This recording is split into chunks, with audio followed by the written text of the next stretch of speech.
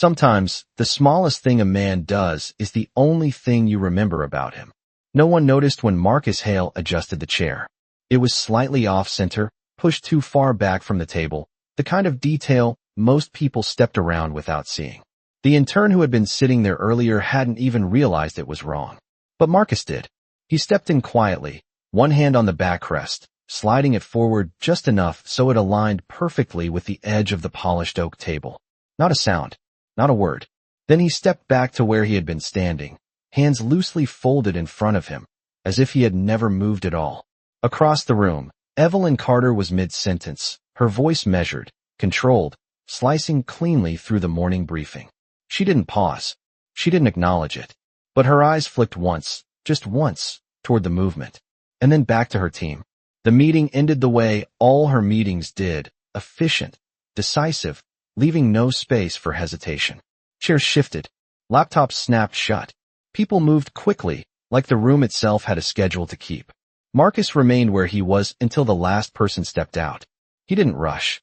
He didn't check his phone. He simply waited, as if time didn't press on in the way it pressed on everyone else.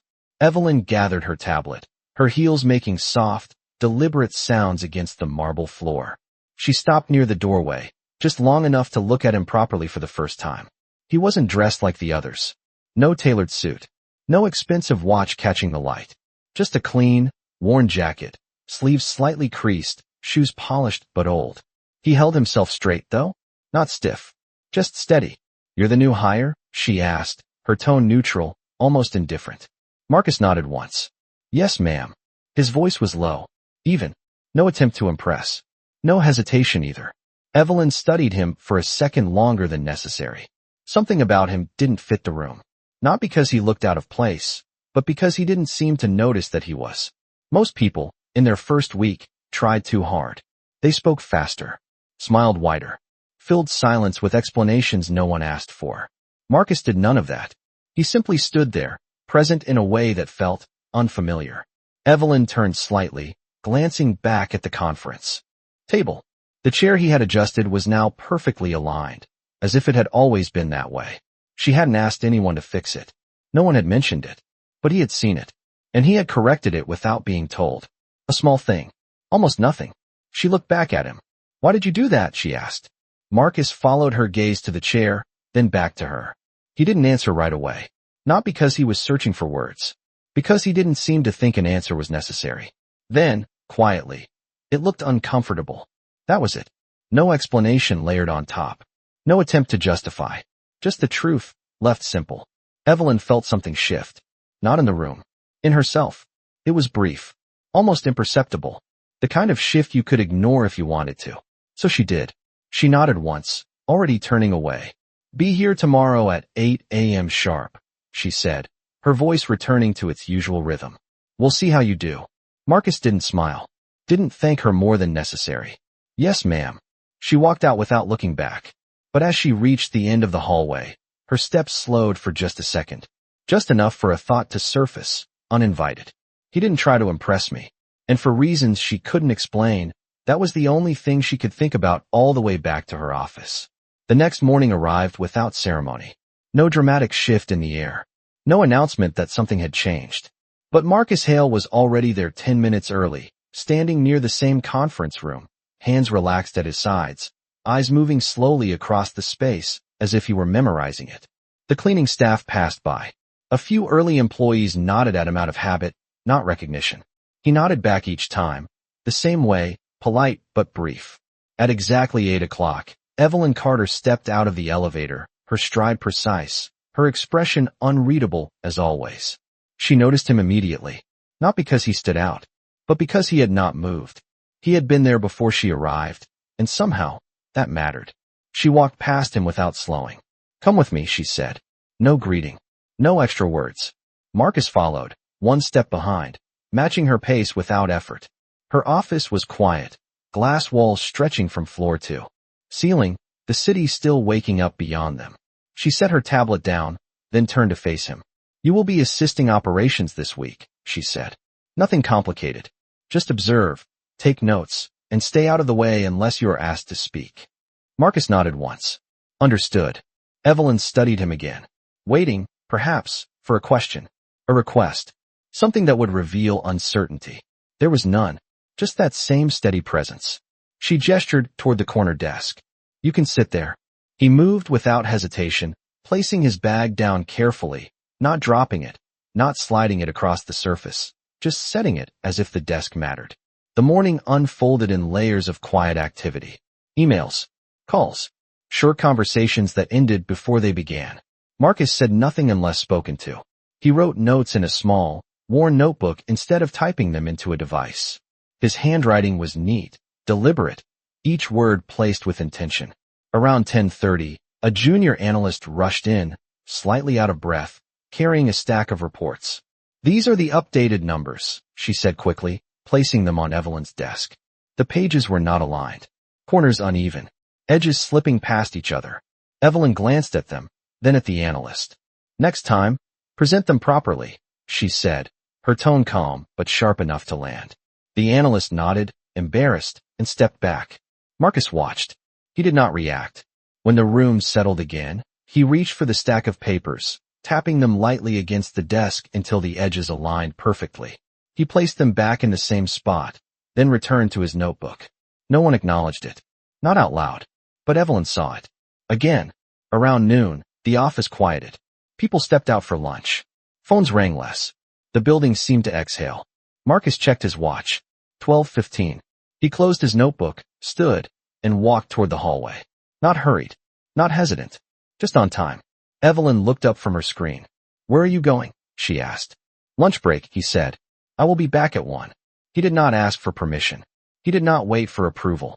He simply stated it. For a moment, the room held still. No one spoke to Evelyn like that. Not because they were afraid, but because they were careful. Marcus was not careless. That was not it. He just did not seem to bend in the ways others did. Evelyn held his gaze for a second longer than usual. Then she nodded once. 1 o'clock, she repeated. Marcus inclined his head slightly. Yes, ma'am. He left without another word. The door closed softly behind him. Evelyn stared at the space he had occupied. Not irritated. Not impressed. Something else. Something she could not name yet. She glanced at the stack of perfectly aligned papers on her desk. Then back at the door. And for the second time in less than 24 hours, she noticed a detail no one else had touched. And she could not stop noticing it. The city felt different at 12:30. Not quieter, just less urgent.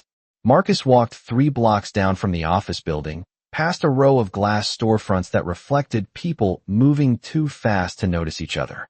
He stopped at a small deli on the corner, the kind that had been there longer than most of the buildings around it. Inside, the air smelled like fresh bread and coffee that had been sitting just a little too long. He ordered the same thing without looking at the menu. Turkey sandwich. No cheese. Black coffee. The man behind the counter nodded like he had seen him before, even if he had not. Marcus paid in cash, exact change, then stepped outside and took a seat at a narrow metal table. He did not check his phone, did not scroll, did not rush the meal. He ate slowly, like it was the only part of the day that belonged entirely to him. At 12:55, he folded the paper wrapper neatly, tossed it into the trash, and stood. 5 minutes early. Back at the office, Evelyn stood near the window, her phone pressed lightly against her ear as she listened to someone speak on the other end. Her responses were short, controlled. Send me the revised numbers. Pause. No, I do not need an explanation. I need accuracy. Another pause. By 2 o'clock. She ended the call without a goodbye. The reflection in the glass showed her own face looking back at her, composed, untouched. But her eyes shifted toward the door just before it opened. Marcus stepped in at exactly 1 o'clock. Not a second late. Not a second early. He walked back to his desk, sat down, and opened his notebook as if he had never left. Evelyn turned slightly, watching him for a moment. There was no announcement. No acknowledgement of his return. But she noticed it. Again. The afternoon moved faster than the morning. Meetings overlapped. Voices layered over each other. At one point, a heated discussion broke out between 2 managers over a delayed project timeline. Their voices rose, not aggressively, but enough to shift the tone of the room. Marcus did not look up immediately. He finished the sentence he was writing, closed his notebook, then lifted his gaze. Not to the managers, to the space between them, as if he were measuring something no one else could see. The conversation ended as quickly as it started. Not because of anything he said. He said nothing. But the silence that followed felt heavier. Around 3:15, Evelyn called him over without looking away from her screen. "What do you see?" she asked, gesturing toward the report in front of her. Marcus stepped beside her desk, his eyes scanning the numbers. He did not rush. Did not pretend to know before he did. A few seconds passed. Then, quietly, "The trend is right. But the timing is off." Evelyn glanced at him. "Explain." Marcus pointed to a section of the chart. "These projections assume a response rate that does not match the last quarter. It is optimistic." He paused, then added, "Not wrong. Just early." Evelyn leaned back slightly, studying the data again. No one had said it that way before. Not wrong. Just early. It was not criticism. It was not approval. It was precise. She tapped her pen once against the desk. "Fix it," she said. Marcus nodded. "Yes, ma'am." He returned to his seat without another word. Evelyn watched him for a moment longer than she intended. There was something about the way he spoke. Not the words. The way he chose them. Careful. Measured. Like he had learned not to waste them. She turned back to her screen, but her focus did not settle as quickly as it usually did. Somewhere in the back of her mind, a thought lingered. Not loud enough to interrupt her work, but present and unfamiliar. He does not try to be right. He just is. At 4:20 in the afternoon, the light inside the office shifted. Not brighter, just softer, as if the day itself was beginning to slow down. Marcus closed his notebook and checked the time. His movements were the same as before. No rush. No hesitation. He stood, adjusted the strap of his bag over his shoulder, and walked toward the door. Evelyn noticed without looking directly. She had learned to track movement without turning her head, a habit built over years of managing rooms full of people who waited for her attention. "You are leaving?" she asked, her voice cutting gently through the quiet. Marcus stopped, turning slightly toward her. "Yes, ma'am. I need to pick up my son." There was no apology in his tone. No attempt to soften the statement. Just the truth, placed plainly between them. Evelyn's fingers paused above her keyboard. "Work hours end at 5, she said, not sharply, but with the weight of expectation behind it. Marcus held her gaze, steady as always. "I understand," he replied. A small pause followed. Then, "I will be here at 8 tomorrow." He did not argue, did not justify. He simply offered what he could give. Evelyn studied him, her expression unreadable. Most employees, when faced with that kind of moment, would adjust. They would stay late. They would explain their situation in detail, hoping to earn flexibility. Marcus did neither. He did not bend, but he did not resist either. He simply remained where he was, unchanged. "Your son," Evelyn said after a moment. "How old is he?" 8, Marcus answered. The number settled in the room quietly. 8 years old. Evelyn nodded once, though she was not sure why she had asked. "Be on time tomorrow," she said finally. Marcus inclined his head slightly. "I will." He turned and walked out, the door closing behind him with the same soft finality as before. The office felt larger after he left. Not emptier, just different. Evelyn stared at her screen, but the numbers in front of her did not hold her attention the way they usually did. 8 years old. The thought repeated, uninvited. She leaned back in her chair, her eyes drifting toward the window. The city outside was still moving, still loud, still relentless. But inside her office, something had slowed. She reached for her coffee, now cold, and took a small sip before setting it down again. Her phone buzzed. A message. Another meeting. Another decision waiting to be made. She ignored it for a second longer than she should have. Then she picked it up, her expression resetting into its usual form. Controlled. Precise. Untouched. But later that evening, long after most of the building had emptied, Evelyn found herself alone at her desk, a file open in front of her that she had not meant to revisit. It was not part of her work, not part of any project, just a document she had not looked at in years. She did not scroll through it, did not read it line by line. She simply stared at the date near the top of the page. 30 years ago. Her fingers hovered over the screen, then pulled back. She closed the file without saving anything, as if it had never been opened at all. The office lights dimmed automatically, casting long shadows across the glass walls. Evelyn stood, gathering her things, but her movements were slower now, less certain. As she reached the door, she paused, just for a second, her hand resting lightly against the handle. 8 years old. She did not know why that number stayed with her. But it did. And for the first time in a long time, it did not feel like something she could simply ignore. The next morning began the same way as the one before. Marcus arrived early. Not to impress anyone. Not to be seen. Just to be ready.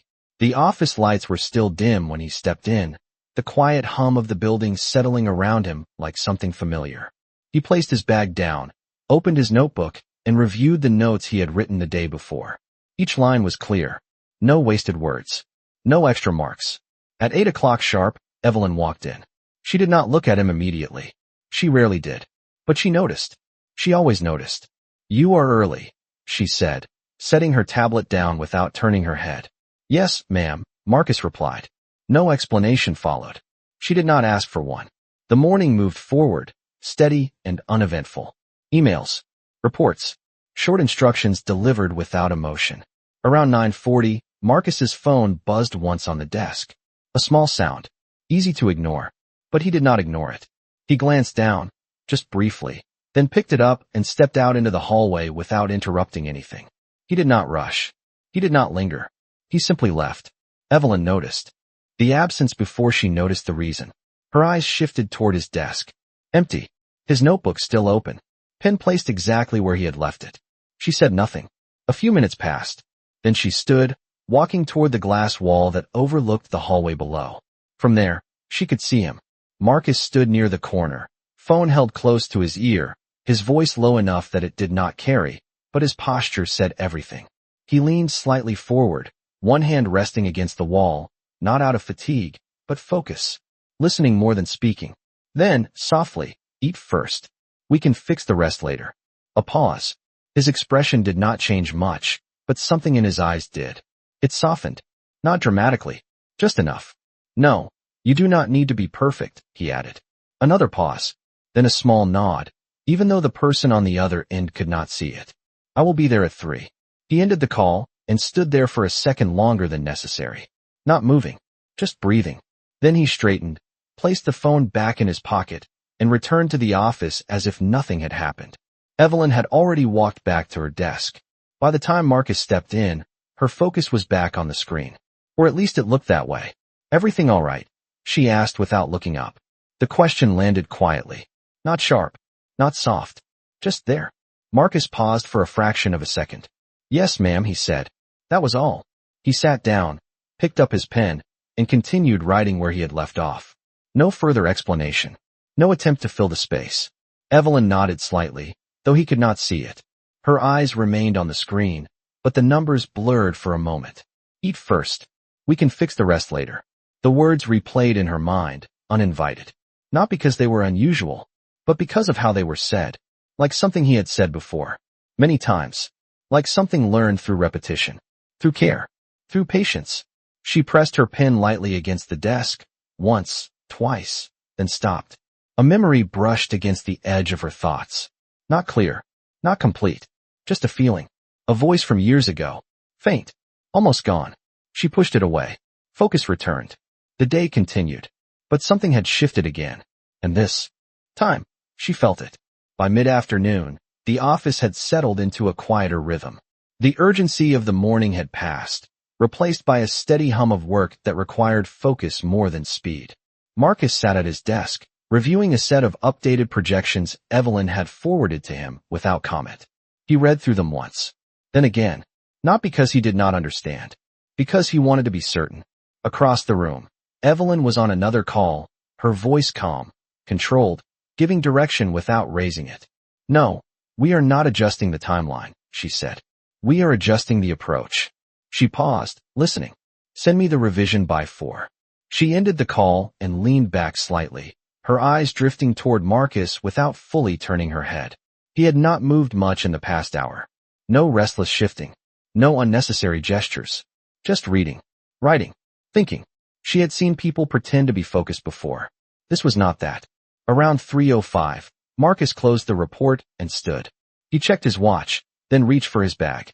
The movement was small, but it carried intention. Evelyn noticed immediately. "You are leaving again," she said, not as a question. Marcus turned toward her. "Yes, ma'am. I told my son I would be there at 3. There was no hesitation in his voice. No apology. Just a statement placed carefully, as if it had already been decided long before this moment. Evelyn looked at the clock on her screen. 3:05. 5 minutes passed. She did not point it out. Instead, she studied him. You structure your day around him, she said. Marcus nodded once. Yes, ma'am. A pause followed.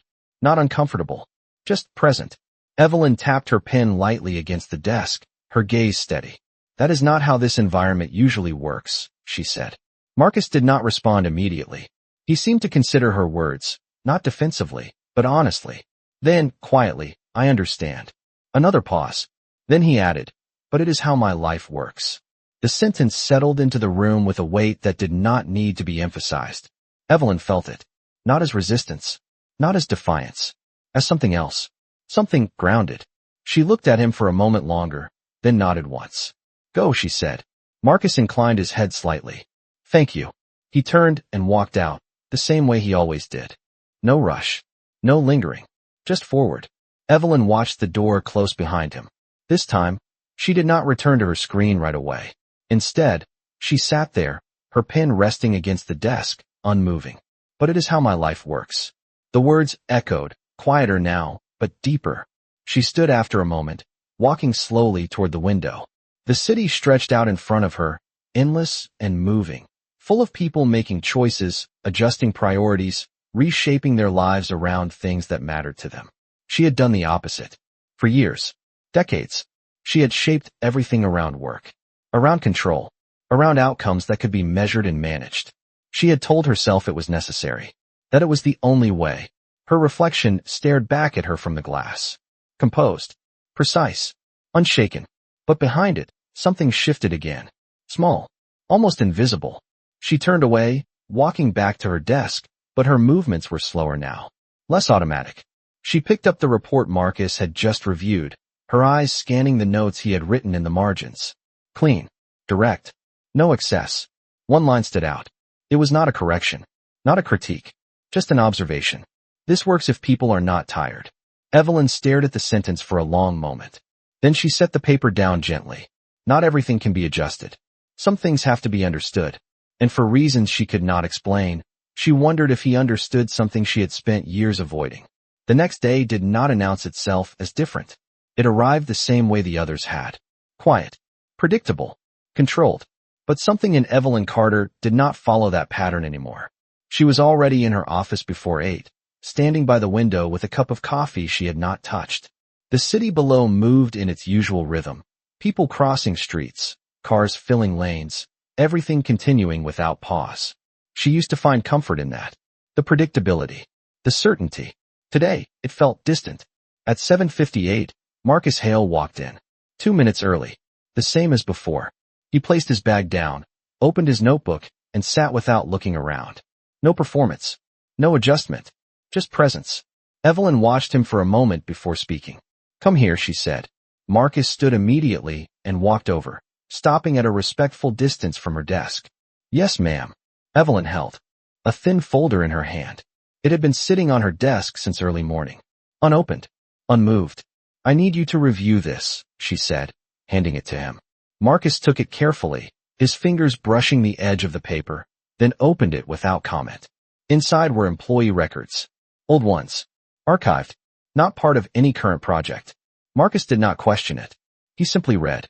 A few seconds passed. Then a minute. The silence stretched, but it did not feel empty. It felt deliberate. Evelyn watched him, not his face, but his reaction, or the lack of it. His expression remained steady, focused, as if the content mattered, but not in a way that required immediate response. Finally, he closed the folder and looked up. What would you like me to look for? He asked. The question was simple, direct, no assumptions. Evelyn's fingers tightened slightly around her pen. Anything that stands out, she said. Marcus nodded once and lowered his gaze back to the pages. He flipped through them slowly, each movement measured. No rushing, no skimming. At one point, his hand paused on a single page, just for a second longer than the others. Evelyn noticed. Of course she did. That one, she said quietly. Marcus glanced up, then back down. The page contained a name, a date, minimal information, incomplete.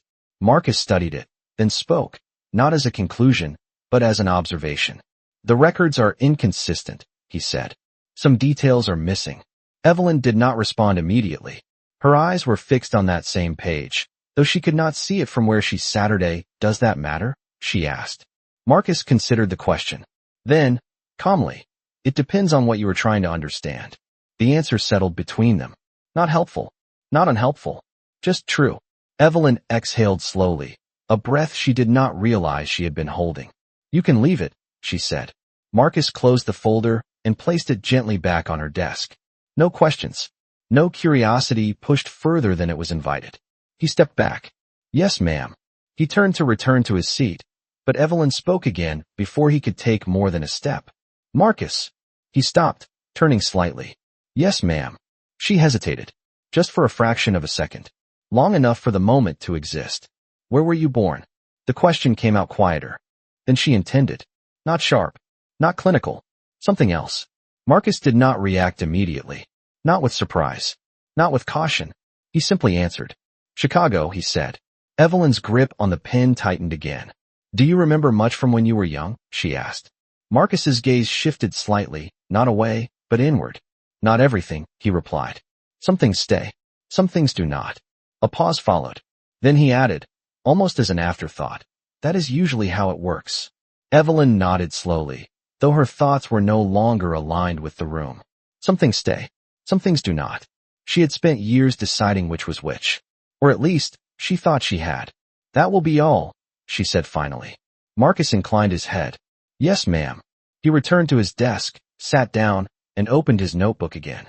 The room returned to its usual rhythm. Quiet. Controlled. But Evelyn did not move. Her eyes remained on the folder in front of her. The page he had paused on. The one she had not opened in years. And for the first time, she was not sure if what she had forgotten was gone, or simply waiting to be seen. That afternoon, the office felt quieter than usual, though nothing had changed on the surface. Phones still rang. Emails still arrived. People still moved in and out of rooms with purpose. But for Evelyn Carter, the rhythm no longer aligned the way it used to. She sat at her desk, the folder still in front of her, unopened since Marcus had placed it back. Her eyes rested on it without truly seeing it. Across the room, Marcus worked the same way he always did. Calm, focused, present. He wrote a few lines in his notebook, then paused, as if giving the thought time to settle before continuing. Around 2:40, a message notification appeared on Evelyn's screen. A routine update. Nothing urgent. She read it once, then closed it without responding. That alone was unusual. Her attention drifted again. Not to the window this time. Not to the city. To him. Marcus did not notice her looking. Or if he did, he gave no sign. He simply continued working, the same steady rhythm, unaffected by anything around him. Evelyn reached for the folder slowly, her fingers resting on the edge before she opened it. The page was still there. The one he had paused on. A name. A date. Incomplete records. She traced the line with her eyes, then stopped at the space where information should have been, but was not. Unknown. The word had always been easy to accept. Efficient. Clean. It removed questions before they could form. Today, it did the opposite. It created them. She closed the folder again, more gently this time, and stood. The movement was quiet, but it carried intention. She walked toward Marcus's desk, stopping just beside him. He looked up immediately, not startled, just attentive. Yes, ma'am. Evelyn did not speak right away. She seemed to be choosing her words more carefully than usual. When you said earlier, some things stay, some things do not, she began, her voice lower now, less structured. What makes the difference? Marcus considered the question, not rushing to answer. His gaze did not shift away. Usually, he said slowly, it is not the size of the moment. A small pause. It is how it felt when it happened. Evelyn's expression did not change, but something in her eyes did. Subtle. Almost hidden. And if you do not remember how it felt? She asked. Marcus's answer came just as quietly. Then something else remembers for you. The words settled into the space between them, heavier than they sounded. Evelyn nodded once, though it was unclear whether she agreed or simply acknowledged it. Thank you, she said. It was not something she said often. Not like this. Marcus inclined his head slightly. Yes, ma'am. She turned and walked back to her desk, her steps slower than usual. She sat down, but did not return to her work. Instead, she opened the folder again. This time, She did not stop at the first page. She turned to the next. And the next. The records were incomplete, scattered, pieces of something that had never been fully documented. But one detail appeared more than once. Chicago. The word stood out, not because it was rare, but because it was repeated. Her fingers tightened slightly on the edge of the page. Across the room, Marcus closed his notebook and stood, checking the time again. 3 o'clock. He gathered his things with the same care as always. Evelyn watched without looking directly. This time, she did not stop him, did not question. She simply observed. Marcus walked toward the door, then paused briefly, as if sensing something behind him. He turned slightly.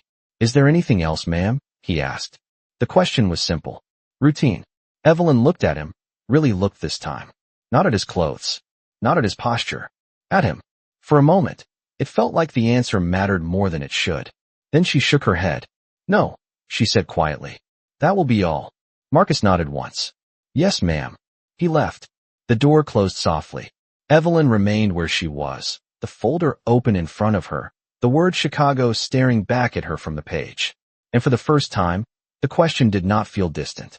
It felt close. Too close to ignore. The evening settled slowly over the city, the light outside turning softer, stretching shadows across the glass walls of Evelyn Carter's office. Most of the building had emptied. The noise had faded. What remained was quiet. The kind of quiet that does not ask for attention but makes room for it. Evelyn sat alone at her desk, the folder still open in front of her. She had not moved it. Not since Marcus left. Her eyes moved across the page again, slower this time, as if reading it differently might change what it said. The same details. The same gaps. The same word. Unknown. She leaned back slightly, her fingers resting against her lips, her thoughts no longer structured, no longer controlled. Chicago. The word had followed her all afternoon. It stayed now, heavier in the silence. She reached for her computer and began typing, not quickly, not with the certainty she usually carried, but carefully, as if each letter mattered more than it should. Old records. Archived files. Systems she had not accessed in years. The screen shifted, loading data that had been buried under time and decisions that once felt necessary. A name appeared. Then another. Dates. Locations. Fragments of something that had never been fully closed. Her hand paused on the keyboard. Her breathing slowed, almost without her noticing. Then she saw it. Not a full answer. Not a clear confirmation. Just a line. A date that aligned too closely with the one in the folder. A location that matched. Chicago. Her eyes did not move away from the screen. They could not. For a moment, the room seemed to narrow, everything outside of that single detail fading into something distant. She did not react immediately. There was no sudden realization. No sharp intake of breath. Just stillness. Deep and absolute. She leaned back in her chair, her gaze drifting slightly, not away from the truth, but around it, as if trying to understand its shape before accepting it. Her phone buzzed once on the desk. She ignored it. It buzzed again. She silenced it without looking. Time passed. Minutes, maybe more. It did not matter. The clock had lost its weight. Slowly, she stood, walking toward the window, her reflection meeting her in the glass. For years, she had seen the same image. Composed. Precise. Certain. Tonight, something else looked back at her. Not broken. Not undone. Just questioned. Behind her, the folder remained open. The words still visible. Unknown. She turned away from the window and walked back to her desk. Her movements were slower now, more deliberate. She closed the laptop gently, as if the information inside it might disappear if handled too roughly. Then she picked up the folder, holding it for a moment before placing it neatly back down. Everything in its place, as it had always been, but nothing felt the same. Her eyes moved once more to the page, then to the empty space beside it. The space where answers should have been, where answers might still be. She sat down again, her hands resting lightly on the desk, her posture unchanged, but her presence different. For the first time in years, she did not reach for the next task, did not fill the silence with movement. She let it stay, let it exist. Somewhere across the city, a father was picking up his son. A small moment. Ordinary. Easy to overlook. But tonight, Evelyn Carter did not overlook it. She sat there, in the quiet, with a question she could no longer push away. Not loud. Not demanding. Just steady. And impossible to ignore. What if the thing she had left behind had never really left her at all?